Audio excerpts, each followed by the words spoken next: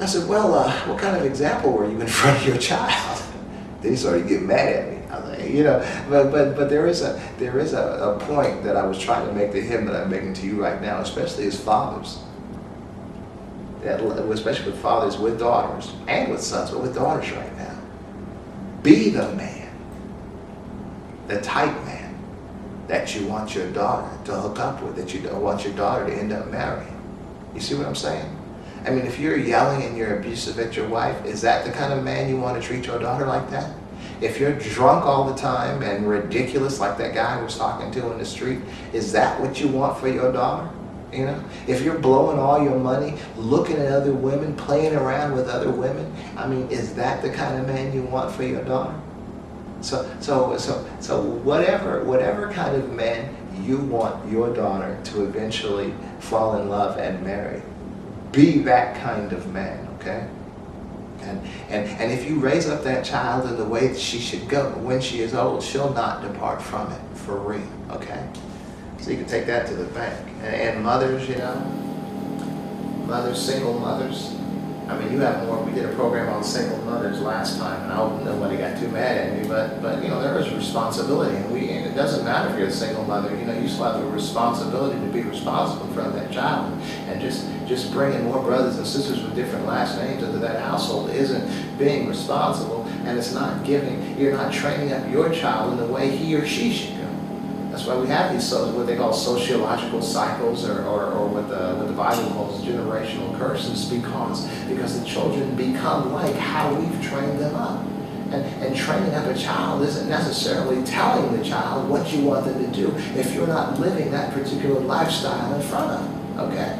Because our children were given to us by God for us to train up, to bring up in the way that they should go.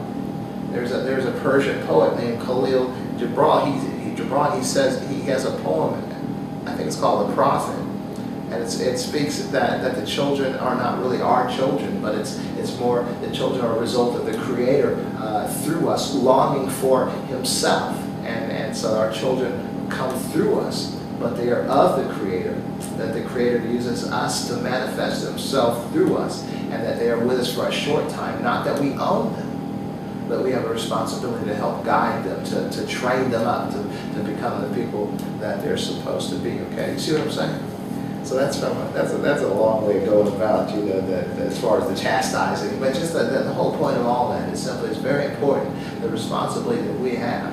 And I'm telling you, one of the biggest detriments, in my opinion, of belief, and not just believers, but all people, but you know, unfortunately believers as well, is like the alcohol thing. Because I think we've come to realize, you know, I was raised in a strict Pentecostal church, but to realize they were a little strict and they might not have been exactly correct. And drinking a beer may not be, you know, a one-way ticket to hell, which is the way we were brought up to believe, okay? Because there's a lot of things that may not be, as Paul says, that we have the liberty to do, but they're not. It's not wise. It's not wise to do, okay? And as far as the Bible calls wine a mocker, okay? And so what I'm suggesting today is when you're buzzed, you can't do a very good job of training up your child in the way they should go. First of all, you're not giving a good example to that child because you're getting that buzz in front of them. And so, and you know, kids, they'll take things that we do, you know, and take them to a level way higher. Like look at the music industry. I mean, we loved our music. You know, we loved our music. I was talking to some brothers just yesterday about the dramatics. We were talking about, you know, Sly and the Family Stone. We were like, you know, just reminiscing over some old music. But you know, kids took that music, you know, they just took it to a different level, and look what we got today, right? So even when we're just taking a sip, or we're just getting our buzz, or drinking our beer every day, our kids are, well, weed, you know, well, whatever, you know, it doesn't even matter. Well, I'm suggesting today, even as a parent, we can't hardly train up a child in where they should go if we're buzzed.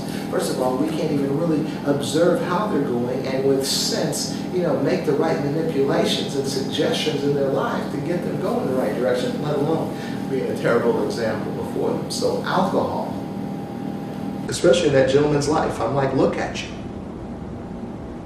So I asked the guy, I said, do you pray? So I was saying, why don't you just pray, you know? Yes, before I eat and before I have a beer. I mean, come on, this guy. No wonder. You know, this girl, I mean, I don't know what this guy's You know, but not a guy that the girl liked. That was the issue. I'm like, I don't know what this guy is like, but you know, maybe he's like you are. Maybe that's the influence. You trained up your daughter to be attracted to somebody like you, and now it's making you mad. Just saying, a lot of the ills that we have with our children are a direct result of our inability or our unwillingness or our aloofness in realizing that we need to take a very serious role in the training up of our children. I mean, I see it with my daughter today. I mean, when I train her, when I chastise her, when I'm trying to lead and guide her and suggest things to her, opening doors for her, everything that I do is because I realize, man, that as hard as it is to realize, she's going to be out that door one day. And it's a reality that I see with my son, who, as you know, graduated from, some of you know, graduated from UC a couple of weeks ago, out in the real world. And I don't have too many regrets. I learned a lot from him, and I'm not saying I didn't make any mistakes, but he turned out to be pretty good because the father that was in his life was not that irresponsible person that I used to be, buzzed all the time, hanging out, going to clubs, running around. He never knew that part. He never knew that Martin. All he knew was the minister, the preacher, the guy who's trying to help people, going to the juvenile, ministering in church, just a love, trying to help people, and that's the type of person he is today. Good person. People like him. People love him.